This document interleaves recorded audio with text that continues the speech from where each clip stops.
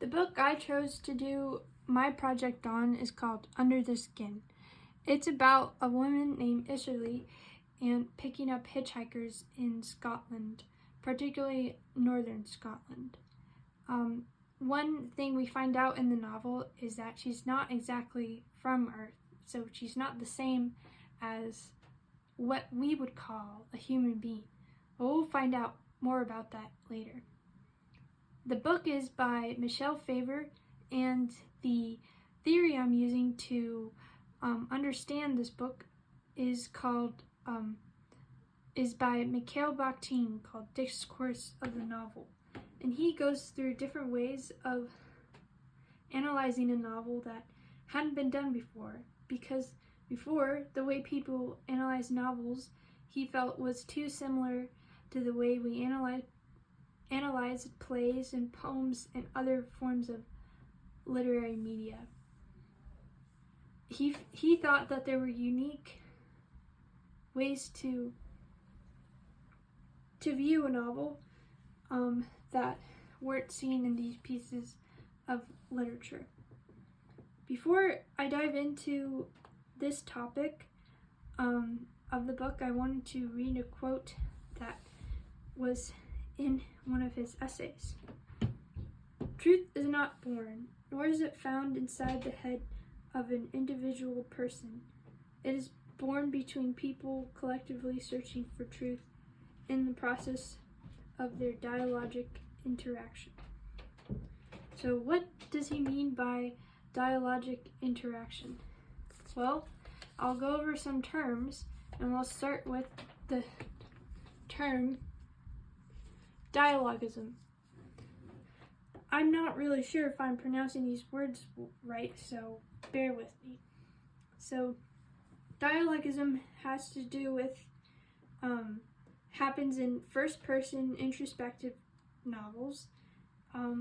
It happens when a narrator is interacting and talking to the reader in some way.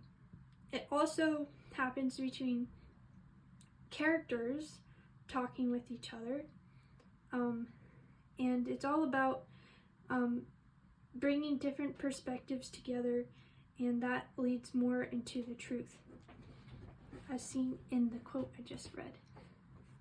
So one form of dialogism that happens early on is the fact that Isserley refers to herself and her kin as human beings, which is kind of strange because us as humans refer to ourselves that way. So in that way, it forces the reader to see their perspective more so than just seeing them as a different creature. And what they call us instead is voedsels, and that means food in Dutch. Kind of creepy, right? Another thing that happens is within Bakhtin is he brings up the concept of alien words, and it isn't like fully defined and such, but I kind of learned about it as like if one culture has a set of words or values that another culture doesn't have, they could be seen as alien. So when, for example, Isserley goes over the differences between human beings and voedsels, she has a whole speech where she says a bunch of words that aren't English or anything really, and she says voedsels have no concept of slarn, and they can't chail or chelsen, and there's a bunch of other words she uses that I didn't write down, but I think, and then she says these specific things are what make her human and what makes voedsels animals. So she's saying that human beings have more complex emotions and feelings, and that's what I thought was cool about alien words. But we'll look more into alien words in other drawings I did. So one thing, another way she uses Dialogism is she shows us how she views the Vodsels. She calls them beasts, dumb animals, and one thing she does is she describes them a lot in their physical appearance, but in a very almost medical way, and very negative way too. She also says there's billions of us infesting the planet, causing its creatures, and I don't know if they particularly call it a commodity, but that's the way they view Vodsels, because they basically harvest them and then they send them off to their home planet, and they're bought by the rich human beings to eat, because they're a exotic form of meat. And also within their society, it's a corporatocracy, so Isserly in particular is she'd be seen more as a lower class, and most people are lower class in their society, and their environment is not in a good position, but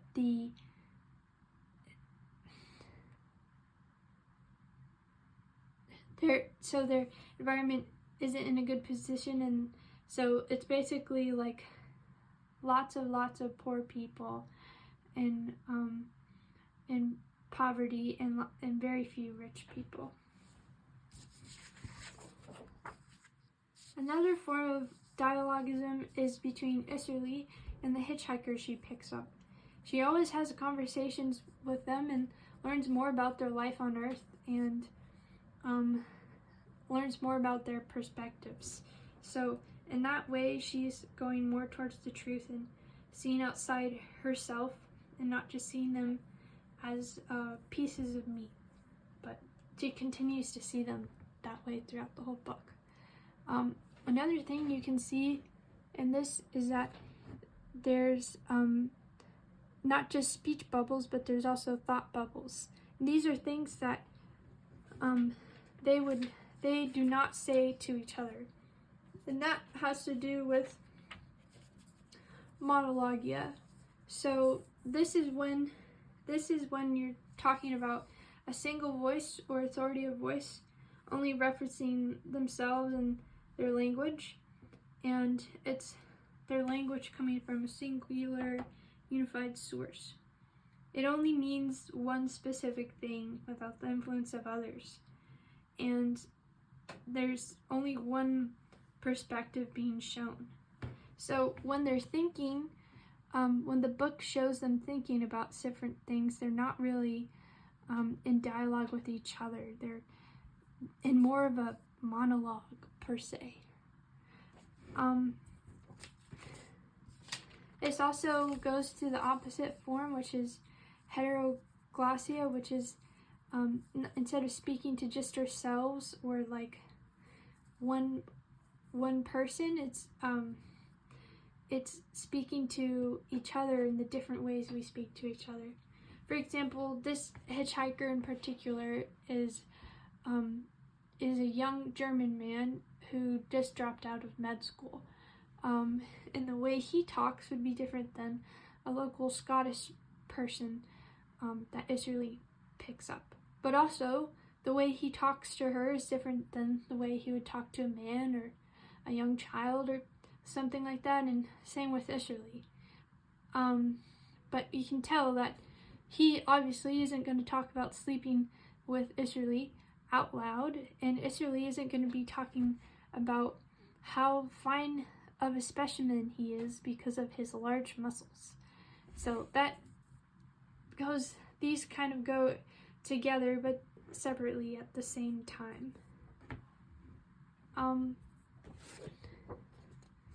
And so we have all these words together.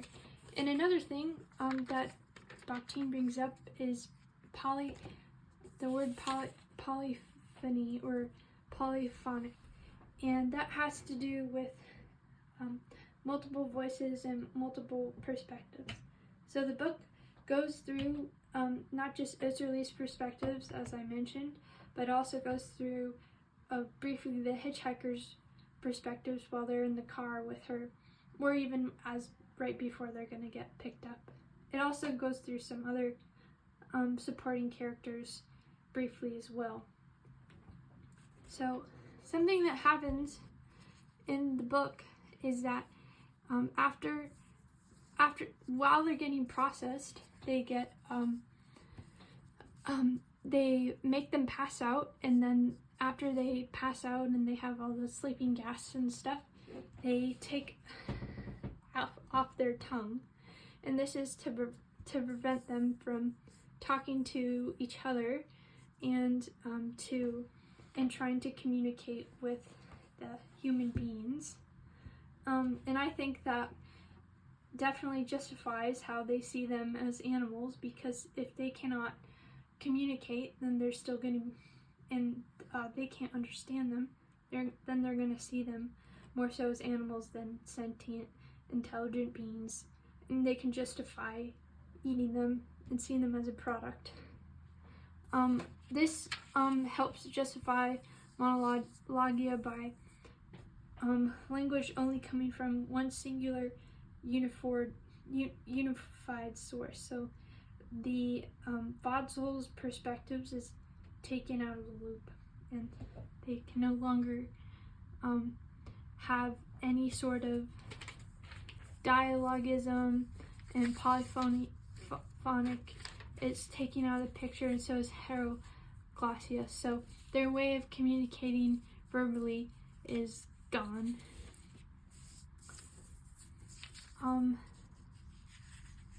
And then this turns back into a way one of the Vodzels finds to communicate non-verbally is by writing the word mercy on the ground.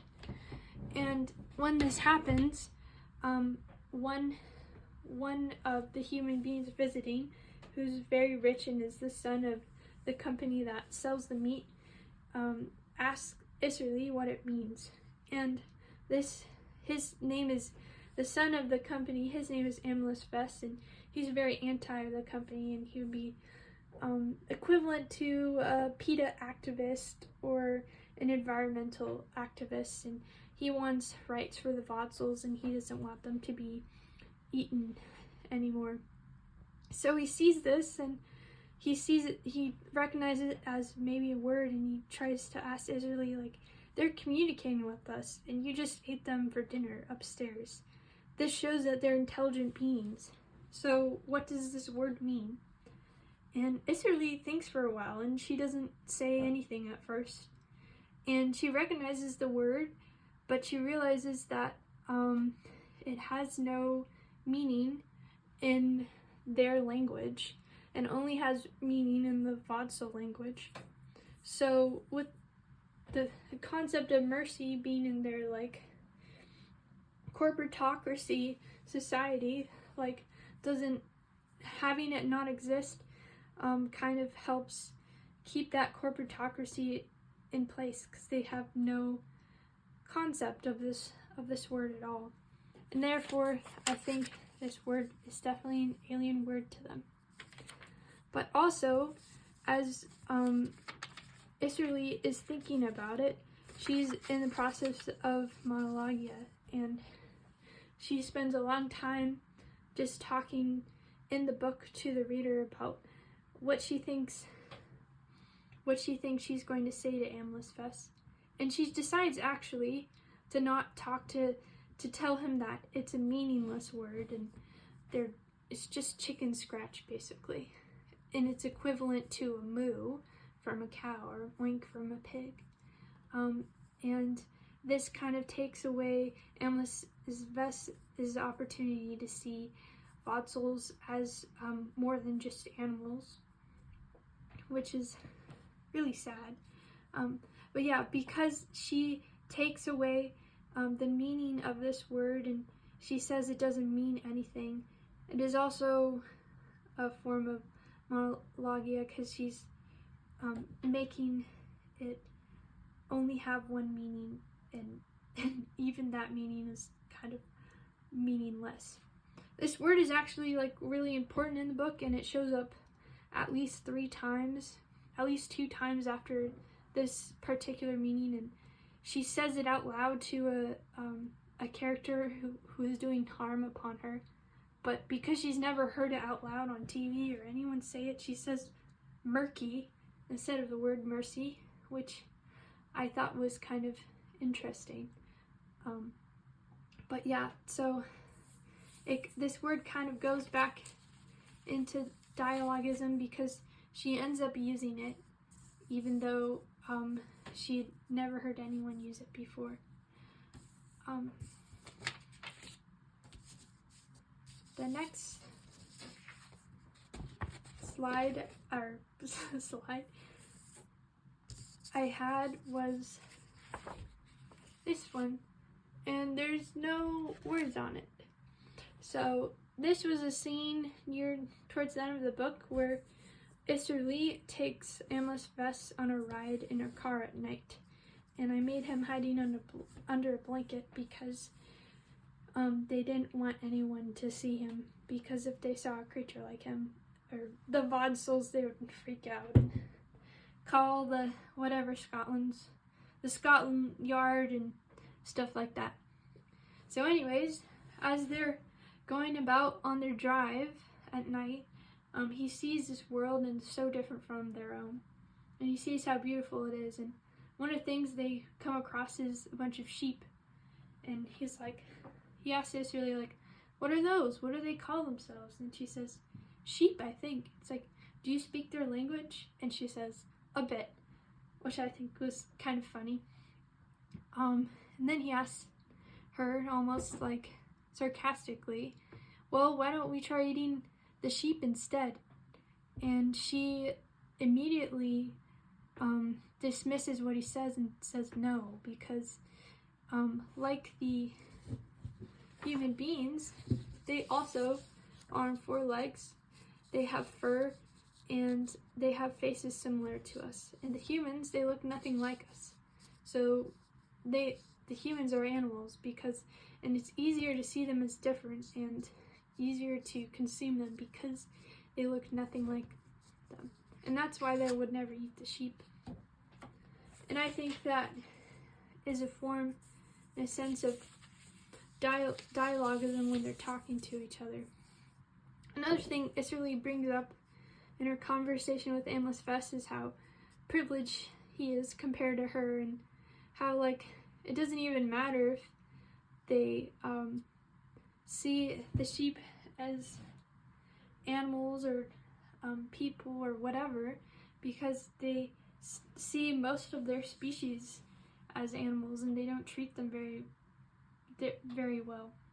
And that's also one of the reasons I think Isserly is so stuck in seeing Vodsels as animals, is because, well, she doesn't get any respect herself, so her having power over these creatures gives her a little bit more peace of mind. But yeah, as they're talking, like, Amlis Vess is able to see her perspective more. It's like, why aren't you fighting? And she asks him, like, why aren't you fighting for human rights rather than just these Vodsels' rights, when they're not even, like, they can't even speak the same way we do, and they don't have all these emotions. And she gets really mad because the job she has, she doesn't really want to do, and if she wasn't doing that job, she would be doing intense manual labor with very bad conditions on her home planet. So this job is kind of an escape from that. Also, like, the way she looks the way she does, I didn't really mention that, is because she underwent a lot of surgeries to look like a Vodsel. And she's in a lot of pain. She's missing her 6th finger. Some of her reproductive parts are gone, and she's made to look like a stereotypical woman. And I think they used magazines that are like kind of slutty or whatever, so her boobs are also like bigger than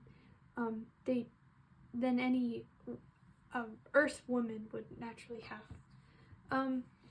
Well, that's a weird way to conclude my project, but